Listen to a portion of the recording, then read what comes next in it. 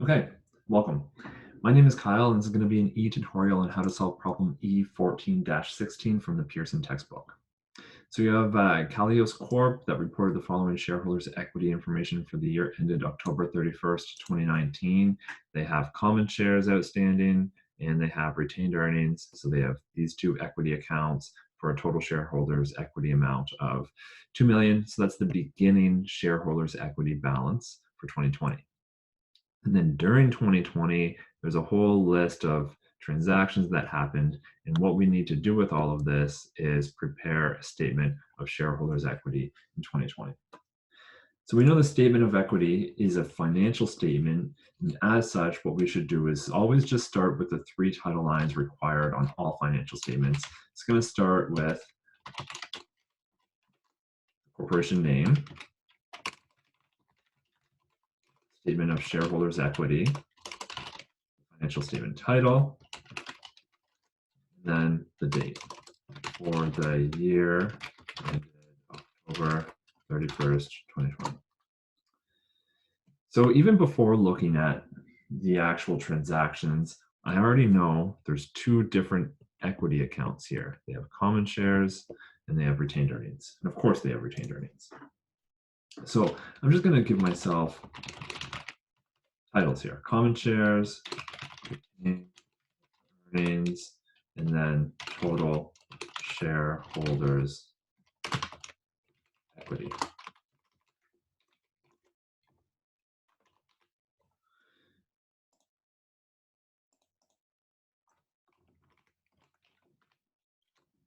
Okay, and I'm also going to, because I know shareholders equity and equities on the balance sheet, that means all equity accounts are permanent accounts, which means they have a beginning balance.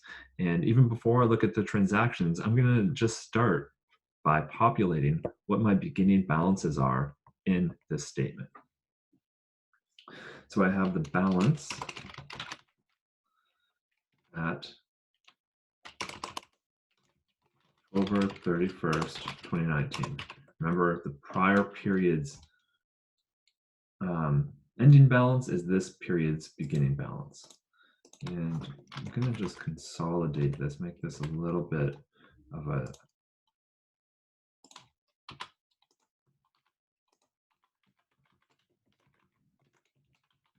more compact statement for us. It was a little bit too big before. Okay, so that looks better. So at October 31st, 2019, the book value of their common shares was $1.4 million. So I'm going to bring that down. That's going to be the 2020's beginning balance.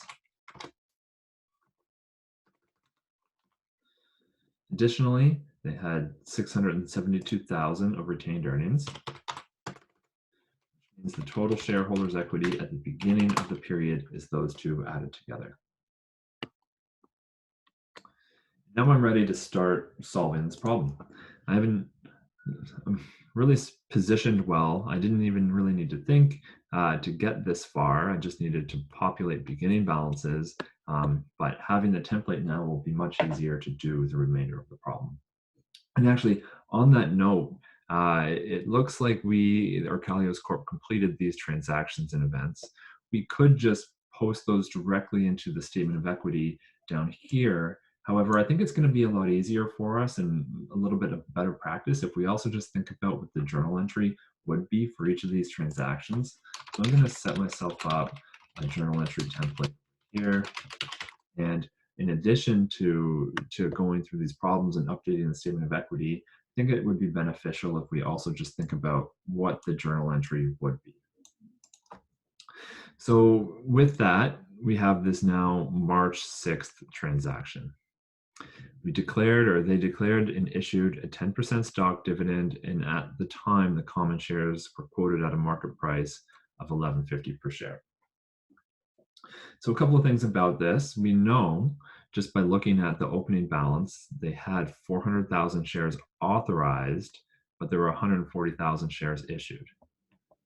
So they had 140,000 shares issued, and they're now issuing a 10% stock dividend, which means the number of shares issued is going to increase by 10%.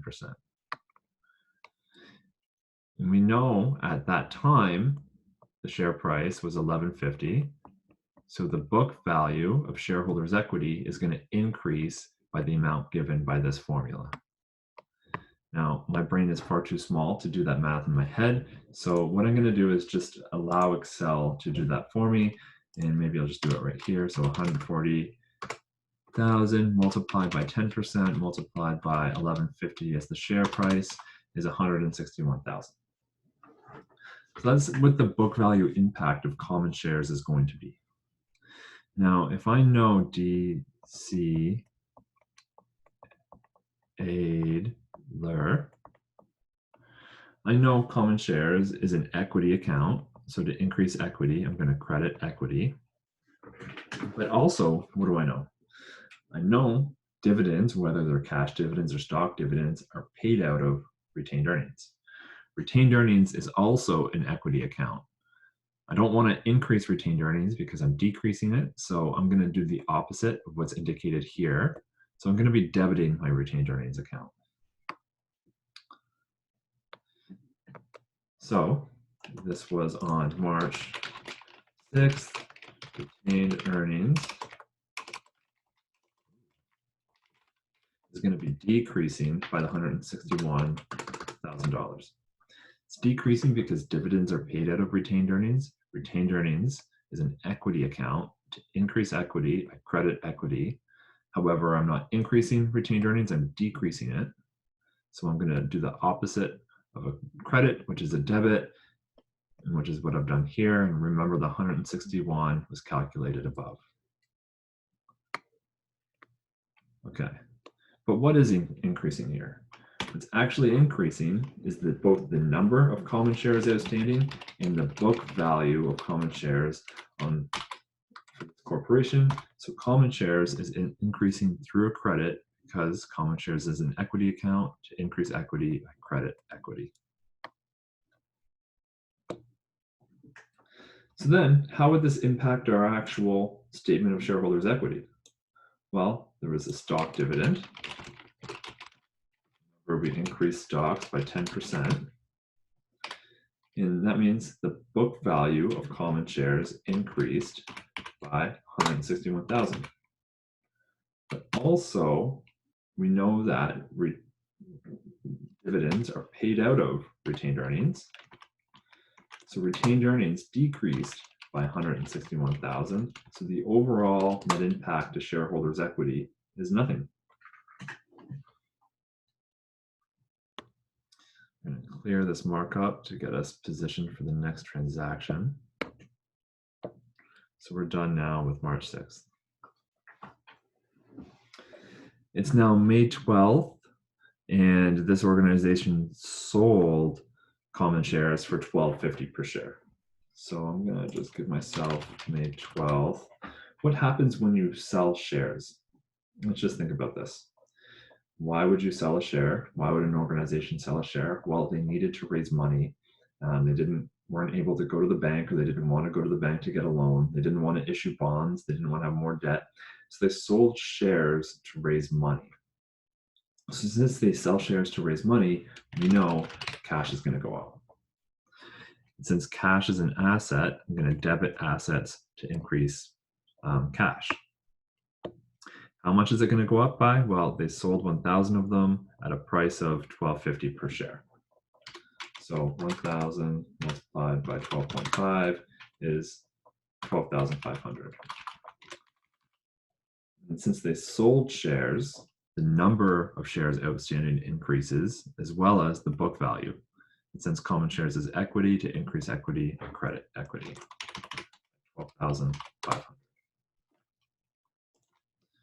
So here, there was the sale of shares. We're looking now on my statement of equity. And since the book value of equity increased, we're going to add that to the common shares column.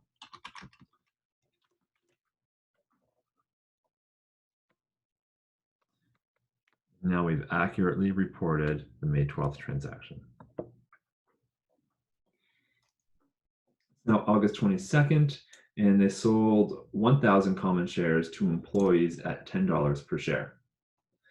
So So this is an incentive to employees, and this is helping to align their interests farther with the company and hoping to make them a little bit more productive and a retention effort by HR. So they sold 1,000 common shares to employees at $10 per share. So the number of shares outstanding increases, as well as the book value of shares outstanding increases. So if I look at this in a journal entry, this was on August 22nd, it's going to be the same accounts. They sold shares, so cash goes up. It's going to go up by 1,000 multiplied by 10. So $10,000. So I'm going to just now go to my statement of equity and report this. So that was sale of shares, and common shares is increasing by 10,000 here.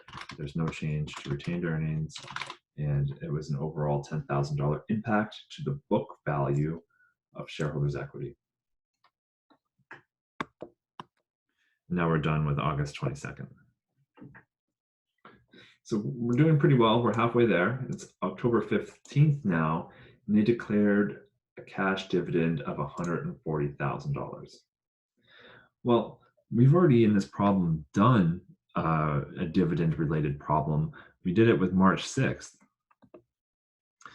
March 6th, it was just a stock dividend. It wasn't a cash dividend, but the mechanics of it are fairly similar. As soon as there is a declaration of a dividend, there needs to be a journal entry for it. The declaration is going to be to lower retained earnings. Remember, dividends are paid out of retained earnings. So I'm going to lower retained earnings, and it gives us the amount here of $140,000. So I'm going to debit retained earnings in that amount. On the declaration date, if this is a cash dividend, they need to set up a dividend payable, a liability for it immediately. Since liabilities and payables, or since all payables are liabilities and liabilities is has a normal balance of a credit, I'm going to credit it to increase it.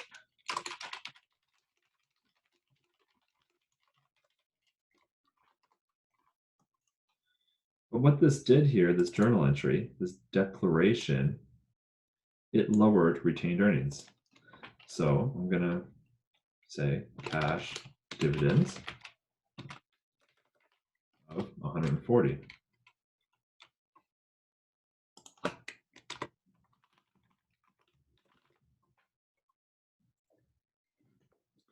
Now we're done with this October 15th transaction.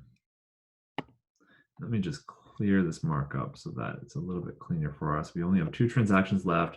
It's now October 31st. Okay. And they paid the dividends declared on October 15th.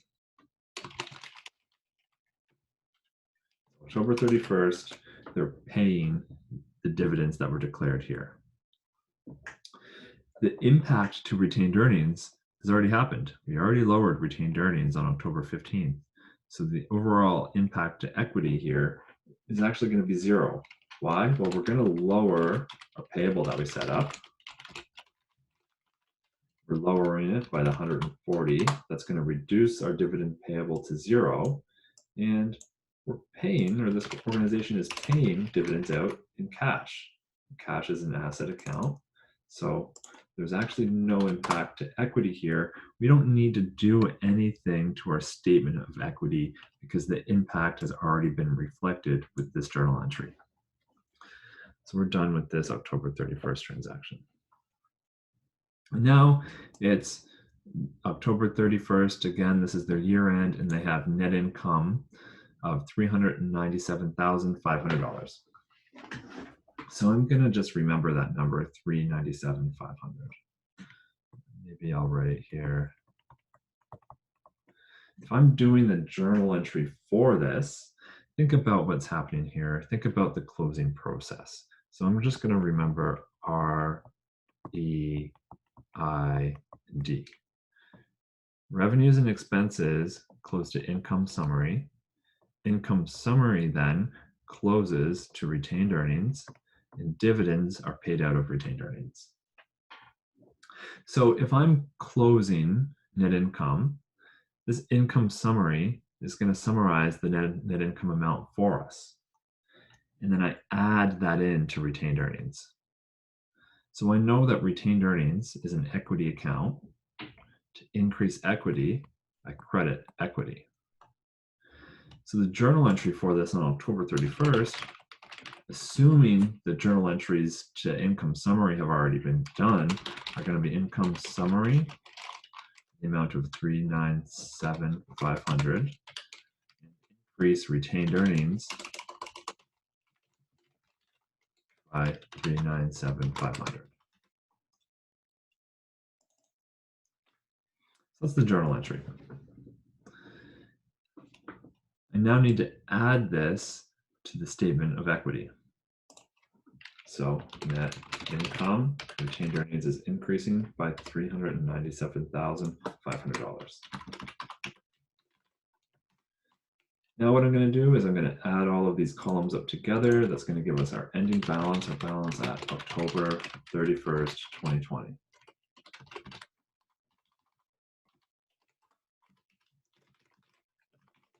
Remember the double underline. Okay. So the overall ending equity balance that would carry forward to the balance sheet here is $2.352 million. So I hope that you found this question helpful, or this tutorial helpful. It was E14-16 from the Pearson text. My name is Kyle. Have a great day.